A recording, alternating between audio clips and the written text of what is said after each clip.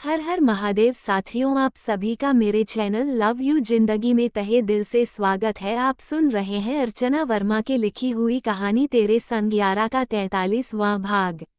प्रणव अपने आदमी विशंभर के साथ अपने गोदाम में मौजूद था। वहां पर स्कूल का वॉचमैन कुर्सी पर रस्सियों से बांधकर बैठाया हुआ था। उसके चेहरे से साफ पता चल रहा था कि प्रणव के वहां पर पहुंचने से पहले विशंभर ने उसके साथ अच्छी खासी मारपीट की है, जिसके चलते वह अपना मुंह खोलने के लिए तैयार हो गया था। इस वक्त वह निढाल सा कुर्सी पर था, जैसे कि बेहोश पड़ा हो।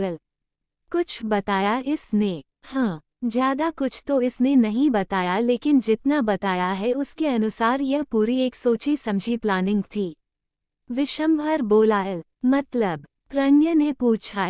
स्कूल में जो आदमी प्रेरणा से मिलने आता था, उसका नाम रॉनी है। वो काफी कोई बड़ा बदमाश नहीं, बल्कि पैसों के लिए छोटे मोटे उठाई गिरी वाला काम करता है। स्कूल के अंदर आने में इसी ने उसकी मदद की थी। जब मैंने स्कूल में इन सब चीजों का पता लगाने गया तो सीसीटीवी में एक बार इसी को मैंने उससे बात करते हुए देखा है। बाकी इसको अच्छे से पता था कि स्कूल में कौन सा कैमरा कहाँ है, कैसे हैं। इस कारण बच्ची के साथ जो कुछ भी हुआ है उसकी कहीं भी कोई रिकॉर्डिंग नहीं आ सकी है। सारी इन्फॉर्मेशन इसी ने दी है। और इसने ऐसा क्यों किया, ये बताया इसने? प्रणव ने पूछा। पैसों के लिए। रॉनी ने इसे बहुत अच्छे खासे पैसे दिए हैं, करीब 5 लाख। 5 लाख? विस्मभर की बात सुनकर प्रणव सोच में पड़ गया। ये तो एक चोर चक्के के लिए अच्छी खासी रकम है। इतना पैसा उसने आखिर दिया कैसे? उठाओ इसको, देखो क्या कहता है। प्रणव ने इशारा किया। विशंभर ने तुरंत एक जग पानी से सीधे वॉचमैन को नहला दिया। वॉचमैन घबराते हुए जगा। वो उठने की कोशिश कर रहा था, लेकिन उसके हाथ पैर कुर्सी से बंधे थे। चेहरा ऊपर करके उसने विशंभर के साथ खड़े प्रणव को देखा। मैंने कुछ नहीं किया साहब, मैं एक छोटा सा गरीब आदमी हूँ। स्कूल में वॉचमैन की नौकरी करके अपने बीवी बच्चों का पेट पालता हूँ। मुझे नहीं पता था कि रॉनी यह सब काम करने वाला है। उसने तो सिर्फ मुझसे यही कहा था कि उसे अब वो ये सारे धंधे छोड़कर इज्जत की नौकरी करना चाहता है, इसलिए मैंने उसे स्कूल बस में ड्राइवर की नौकरी दिलवा दी थी। उसके पास ड्राइविंग लाइसेंस वगैरह था। स्कूल में प्रिंसिपल मैडम ने सब कुछ देख जानकर उसकी नौकरी में रखा था। किसी को क्या पता था कि वो बच्ची के साथ ऐसा करेगा।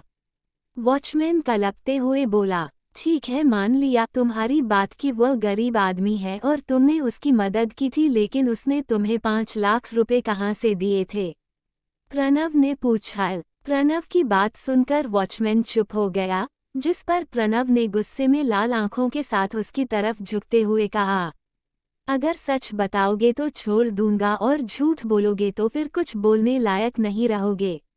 सर जी, आप तो जानते हैं कि इस टाइम रिश्वत का जमाना चल रहा है। उसने मुझसे किड्स गार्डन स्कूल में नौकरी दिलवाने की बात कही तो मैंने उससे कहा कि कुछ पैसे देगा तो मैं तेरी नौकरी लगवा दूंगा।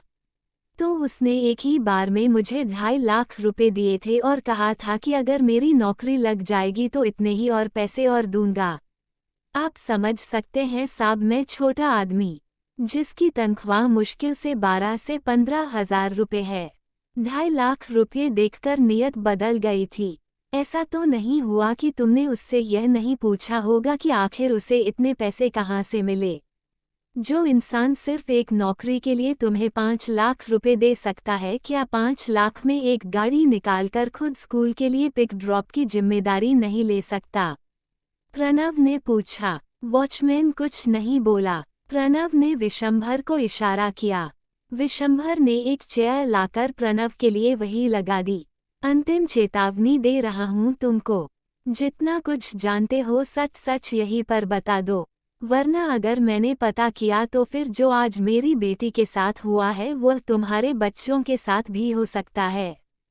प्रणव ने खूनी आंखों से उसकी तरफ देखते हुए कहा। वॉचमैन डर गया। नहीं नहीं साहब, मेरे बच्चों के साथ कुछ मत करना, उन्होंने कुछ नहीं किया, वह निर्दोष है। तो फिर मेरी बेटी ने क्या बिगाड़ा था तुम्हारा? प्रणव ने तुरंत सवाल किया। पर साहब, वह आपकी बेटी कैसे हो सकती है? वह तो हमारे मालिक की बेटी है।